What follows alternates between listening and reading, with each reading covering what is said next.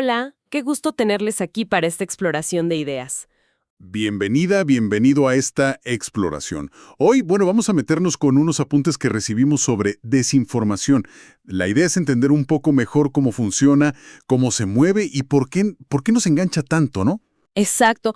Tenemos unos datos clave, unas estadísticas que, la verdad, llaman la atención. Así que bueno, vamos a analizar esto y un saludo muy especial para toda la gente de la Universidad Técnica Particular de Loja, allá en Ecuador.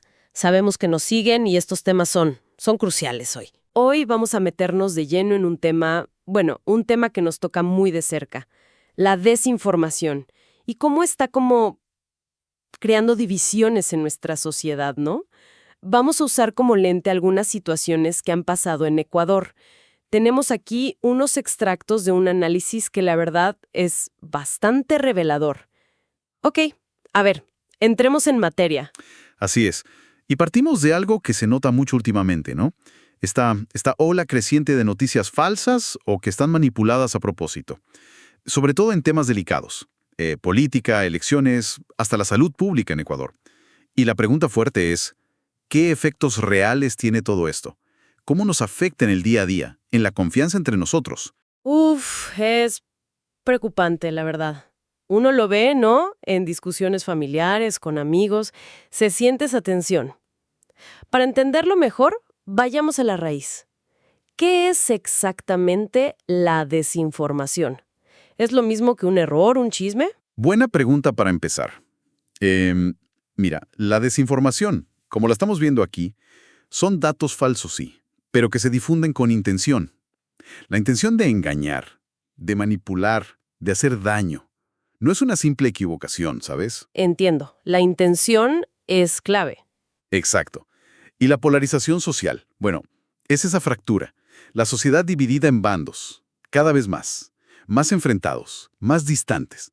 Lo fascinante y peligroso a la vez es ver cómo la desinformación actúa como gasolina para esa polarización. Claro, no es solo la mentira en sí, sino el propósito que tiene detrás.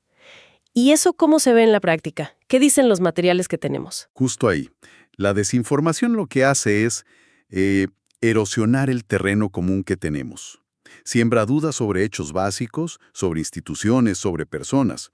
Piensa en esos rumores de fraude electoral sin pruebas que mencionan los textos. Circularon muchísimo en elecciones locales en Ecuador. Sí, y recuerdo algo de eso. Pues eso dinamita la confianza. Cada lado se atrinchera en su propia versión de la realidad, y esa versión está como validada por información falsa. Y así el diálogo constructivo se vuelve casi imposible. Ese es el mecanismo, digamos, que va fracturando el tejido social. Y ahí es donde el impacto ya no es solo una discusión en redes, sino algo tangible, ¿verdad? Los extractos también cuentan de ese pánico en Loja y Quito por noticias falsas sobre toques de queda que no existían. Eso ya eso puede vaciar supermercados. Exactamente. Ese ejemplo es perfecto para ilustrar cómo una mentira, si se difunde bien, pasa de lo virtual a generar un caos real. Gente acaparando cosas, negocios cerrando por miedo. Terrible. Muestra la velocidad, ¿no? Y el alcance que puede tener. Genera respuestas muy emocionales como el pánico. Y eso, a su vez, puede ahondar más las divisiones o la desconfianza hacia las autoridades, por ejemplo. Esa velocidad es alarmante. Y conecta con lo que decías de la polarización. Parece que la emoción que genera casi siempre le gana a la verificación. Y esto nos lleva a otro punto que mencionan los textos, eso que llaman la cultura de cancelación. Sí, es un fenómeno complejo, ¿eh? Los análisis sugieren que muchas veces se alimenta justo de eso, información sacada de contexto, incompleta o directamente manipulada. El caso de la docente en Guayaquil que se menciona es muy ilustrativo. Un video editado, viralizado y listo. Bastó para que hubiera una oleada de ataques de juicios súper rápidos en redes sociales. Casi le cuesta su trabajo. ¡Qué fuerte! Es un recordatorio muy crudo del poder destructivo que puede tener un juicio así, apresurado, en redes, ¿no? Sin duda. Y resalta la importancia de contrastar eso con lo que los textos llaman una cultura de paz, pero no en un sentido ingenuo, sino como una práctica activa. O sea, verificar antes de juzgar, antes de compartir. Priorizar el diálogo informado, buscar la verdad completa en lugar de la reacción impulsiva o el ataque fácil. Frente a todo esto, que puede sonar un poco desalentador, ¿qué herramientas tenemos? ¿Qué estrategias se mencionan? Hablan de iniciativas como Chequea Ecuador, por ejemplo. Correcto. Existen plataformas dedicadas a verificar, sí. Y son cruciales, la verdad, porque ofrecen un contrapeso basado en hechos, que hace mucha falta. Pero, ojo, no basta con que existan. Y esto nos lleva a una pregunta importante sobre nuestro rol, el de cada uno. Claro. La tecnología facilita que todo se difunda masivamente, es cierto. Pero la decisión final de compartir algo, de creerlo, de tomarnos un minuto para verificar, esa sigue siendo humana. El desafío es incorporar esa verificación, ese pensamiento crítico, a nuestros hábitos diarios de consumir información. Totalmente. Y vamos a ver que, aunque la tecnología parezca nueva, muchas de estas tácticas, digamos, y el impacto que tienen, bueno, tienen una historia larga. Y las consecuencias hoy son muy reales, ¿no? Especialmente en América Latina. La velocidad. Hay un estudio del MIT que dice 70% más de probabilidad de que una noticia falsa se retuitee, comparada con una verdadera. 70%. Es muchísimo. Y no solo eso, llegan a 1.500 personas 6 veces más rápido. O sea, la velocidad es vertiginosa. Y eso que parece tan de ahora, de redes sociales, fíjate que no es tan nuevo. ¿Ah, no? No, para nada. Ya en 1835, imagínate, un diario en Nueva York, The Sun, publicó notas falsas sobre vida en la Luna. ¿En serio? ¿Vida en la Luna? Sí, sí. ¿Para qué? Para vender más diarios. O sea, la desinformación como herramienta para llamar la atención, para vender, es vieja. Cambia el medio, pero la maña a veces sigue. Claro, cambia el soporte, pero no la intención detrás.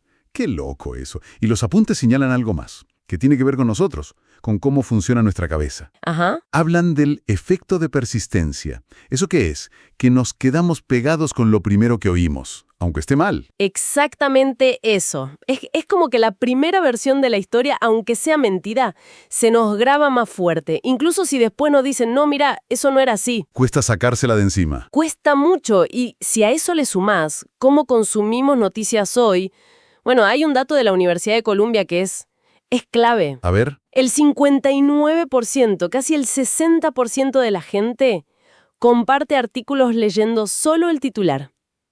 Solo el titular. o sea, ni abren la nota, ven el título y ¡pum! Compartir. Exacto. Ni idea de lo que dice adentro, pero ya lo están pasando. Entonces, a ver si entiendo. Tenemos la velocidad, estas tácticas que no son nuevas, cómo nos juegan contra nuestra propia mente, y las plataformas digitales potencian todo, ¿no? Sobre todo acá, en América Latina. Fundamental. Plataformas como WhatsApp, como Facebook, son centrales acá. Hay estudios en la región Chequeado, por ejemplo, ha publicado sobre esto, que indican que más del 60% de las fake news circulan primero por WhatsApp. ¿60% por WhatsApp? Es muchísimo. El boca a boca digital, digamos. Tal cual. Y el impacto es enorme. Lo vimos influenciando elecciones, lo vimos en crisis de salud. Claro, como con la pandemia. La OMS habló de infodemia, ¿no? Justamente, esa avalancha de información, muchísima falsa o engañosa, que complicó todo. La respuesta sanitaria, la confianza. Y además no es solo ideología o ganas de molestar. Hay un negocio detrás, ¿verdad? Las notas mencionan granjas de contenido. Sí, sí. Básicamente son, bueno, como fábricas de noticias. Producen contenido muchas veces falso o de muy baja calidad, pero a gran escala. ¿Y para qué? Para generar clics, tráfico web, y con eso ganan plata por publicidad. No les importa tanto si es verdad o mentira, sino que la gente entre y haga clic. El clic manda. Qué complicado. Pero bueno, no todo es negativo, ¿no? Los apuntes dicen que hay formas de defenderse. Sí, por supuesto. Y es importantísimo saberlo. Hay iniciativas muy buenas de verificación, de fact-checking. Mencionaste Chequea Ecuador, está la Tamchequea, hay muchas otras. ¿Y qué hacen? Bueno, analizan la información que circula, investigan y dicen, esto es falso, esto es engañoso, esto es verdadero. Ayudan a limpiar un poco el panorama. Dan herramientas. Exacto. Y además de eso está la educación. Aprender a leer críticamente, a preguntarnos de dónde viene la información, quién la dice, la alfabetización mediática le llaman. Entonces, resumiendo un poco, ¿Qué significa todo esto? Que la desinformación no es solo una noticia falsa y ya. Es como un motor potente que activamente siembra discordia, ¿no? Y afecta relaciones personales, la cohesión en las comunidades, en Ecuador y, bueno, en todas partes. Esa es la síntesis clave, sí. El problema es real, es complejo, pero no estamos indefensos.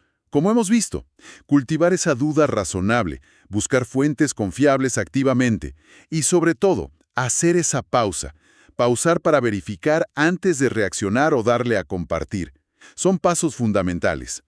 Quizás una reflexión útil para quienes nos escuchan sería pensar en qué conversación o situación reciente sospechamos que había desinformación y darle una vuelta. ¿Cómo podríamos haber actuado diferente si hubiéramos aplicado esa pausa y esa verificación? Es una reflexión final muy, muy valiosa. Muchísimas gracias por acompañarnos en este análisis tan necesario hoy. Un placer de verdad compartir estas ideas. Hasta la próxima. Y no lo olviden, importantísimo, verifiquen antes de compartir. Hasta luego.